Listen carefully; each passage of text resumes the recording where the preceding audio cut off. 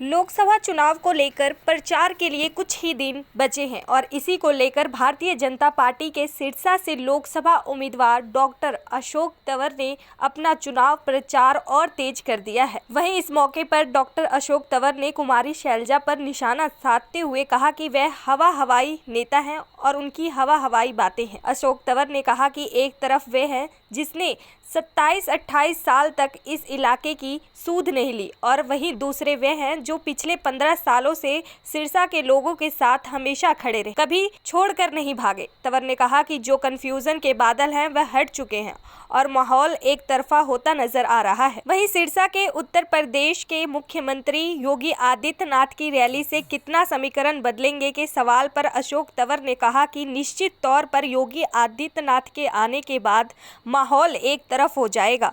अशोक तंवर ने केंद्र में नरेंद्र मोदी के नेतृत्व में सरकार बनने का दावा करते हुए कहा कि नरेंद्र मोदी को 140 करोड़ देशवासियों का समर्थन है। उम्मीद आप सब देख ही रहे, उम्मीद एक तरफा है। चुनाव में कोई शंका नहीं है। जो कंफ्यूजन के बादल हैं, दुविधा के जो बादल हैं, वो धीरे धीरे हट गए हैं। लोगों को साफ समझ में आ रहा है कि हवाई नेता है, हवाई पार्टी है, हवाई वादे हैं, जमीन पर कुछ नहीं है। तो जमीन पर ना संगठन है।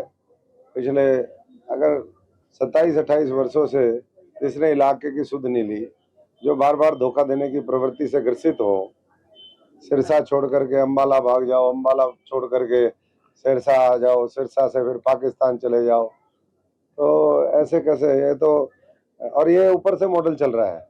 नेता उनके ऐसे ही भाग रहे हैं, जनता हरा देती है, वो छोड़ के भाग जाते हैं। तो इसलिए मैं तो सिरसा की जनता को इतना ही कहना चाहूँगा कि 15 वर्षों में मैंने पूरी डट करके इस इलाके की सेवा करी, आपको छोड़ करके नहीं भागा। तो भगोड़े से सावधान हो जाएं और देश निर्माण में मोदी जी का साथ दे, कमल खिलाए, ताकि सिरसा विकसित हो सके।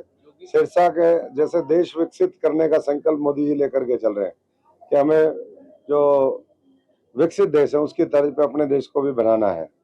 आर्थिक महाशक्ति अगले 5 वर्षों में तीसरी दुनिया की सबसे बड़ी बनानी है। लोगों को रोजगार देना है, किसान मजदूर को और ज्यादा ताकत देनी है, गरीब आदमी का भला करना है। हमारे छोटे छोटे दुकानदार जो अपना जीवन यापन करते हैं, उनको एक अच्छा माहौल देना है। तो शोषण की व्यवस्था को खत्म करने में मोदी जी लगे हुए हैं और शोषण की व्यवस्था के जो पोषक हैं, आज वो विदेशी ताकतों से मिलकर के मोदी जी के खिलाफ अफवाह, झूठ, षड्यंत्र करने में लगे हुए हैं। लेकिन जनता जो है देश की, वो ढाल की तरह है, वो मजबूती से उनके साथ खड़ी है। और मैं समझता हूँ कि जिसकी ढाल 140 करोड़ लोग हों, भारत माता जिसकी ढाल हो, उसका कौन क्या बिगाड़ सकता है? अक्सर मोदी जी के सारथी हैं योगी आदित्यनाथ, वो आपके सारथी बनने जा रहे हैं। आज कितना माहौल चेंज हो पाएगा? माहौल पूरा चेंज है। मैं रात को 4 बजे देखने गया तैयारियां कैसी है। मेरे को भी, मैं बाहर से आया था और आकर के जब मैंने 4 बजे देखा तो ऐसा दिव्य भव्य टेंट मैंने कभी सिरसा में नहीं देखा। तो मोदी जी का अभूतपूर्व जो है वो उनको मैं समझता हूँ समर्थन तो मिल ही रहा है।